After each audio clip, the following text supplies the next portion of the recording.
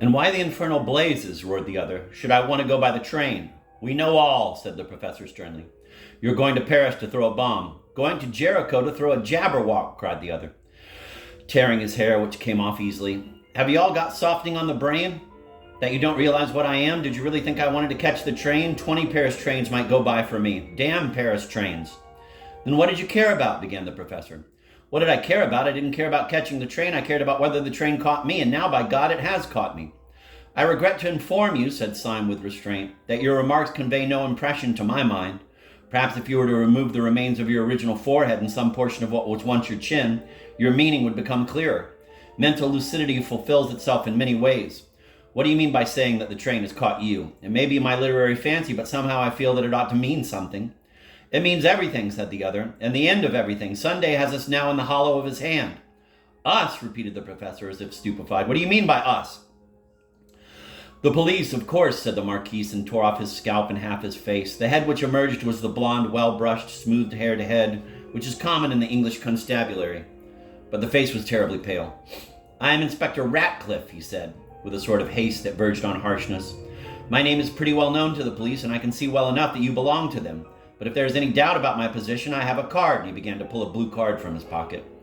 The professor gave a tired gesture. "Oh, don't show it to us," he said wearily. "We've got enough of them to equip a paper chase." The little man named Bull had, like many men who seemed to be of a mere vivacious vulgarity, sudden movements of good taste.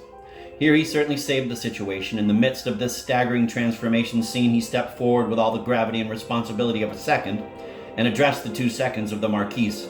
"Gentlemen," he said, "we all owe you a serious apology, but I assure you that you have not been made the victims of such a low joke as you imagine, or indeed of anything undignified in a man of honor. You have not wasted your time. You have helped to save the world. We are not buffoons, but very desperate men at war with a vast conspiracy. A secret society of anarchists is hunting us like hares. Not such unfortunate madmen as may here or there throw a bomb through starvation or German philosophy, but a rich and powerful fanatical church, a church of Eastern pessimism, which holds it wholly to destroy mankind like vermin.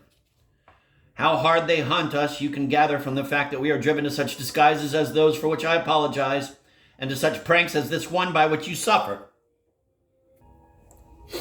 The younger second of the Marquise, a short man with a black mustache, bowed politely and said, "Of course I accept the apology, but you will in your turn forgive me if I decline to follow you further into your difficulties and permit myself to say good morning.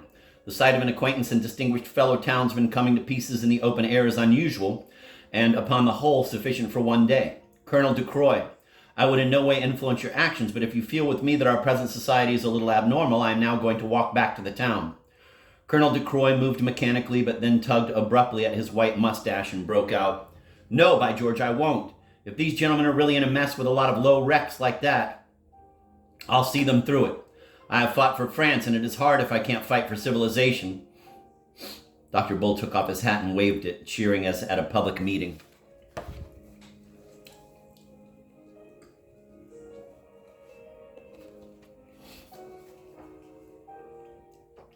"Don't make too much noise," said Inspector Ratcliffe. "Sunday may hear you." "Sunday," cried Bull, and dropped his hat. "Yes," retorted Ratcliffe, "he may be with them." "With whom?" asked Syme. "With the people out of that train," said the other. "What you say seems utterly wild," began Syme. "Why, as a matter of fact, but my God," he cried out suddenly like a man who sees an explosion a long way off. "By God, if this is true, the whole bally lot of us on the anarchist council were against anarchy.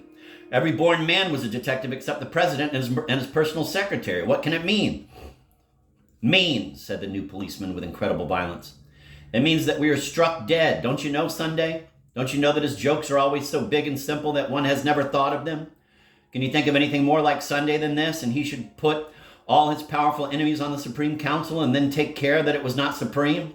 I tell you, he has bought every trust. He has captured every cable. He has control of every railway line, especially of that railway line," and he pointed a shaking finger towards the small wayside station. "The whole movement was controlled by him. Half the world was ready to rise for him, but there were just 5 people, perhaps, who would have resisted him, and the old devil put them on the Supreme Council to waste their time in watching each other. Idiots that we are, he planned the whole of our idiocies. Sunday knew that the professor would chase Syme through London and that Syme would fight me in France, and he was combining great masses of capital, and seizing great lines of telegraphy, while we 5 idiots were running after each other like a lot of confounded babies playing blind man's buff. Well? Asked Syme with a sort of steadiness. Well, replied the other with sudden serenity. He has found us playing blind man's buff today in a field of great rustic beauty and extreme solitude. He has probably captured the world. It only remains to him to capture this field and all the fools in it. And since you really want to know what was my objection to the arrival of that train, I will tell you. My objection was that Sunday or his secretary has just this moment got out of it. Syme uttered an involuntary cry, and they all turned their eyes towards the far-off station. It was quite true that a considerable bulk of people seemed to be moving in their direction, but they were too distant to be distinguished in any way. It was a habit of the late Marquis de Saint Eustache, said the new policeman, producing a leather case, always to carry a pair of opera glasses. Either the president or the secretary is coming after us with that mob. Either the president or the secretary is coming after us with that mob. They have caught us in a nice quiet place where we are under no temptations to break our oaths by calling the police. Dr. Bull, I have suspicion that you will see better through these than through your own highly decorative spectacles. He handed the field glasses to the doctor, who immediately took off his spectacles and put the apparatus to his eyes. It cannot be as bad as you say, said the professor, somewhat shaken. There are a good number of them, certainly, but they may easily be ordinary tourists.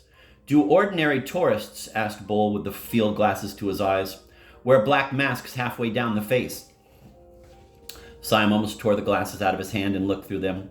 Most men in the advancing mob really looked ordinary enough, but it was quite true that 2 or 3 of the leaders in front wore black half masks, almost down to their mouths.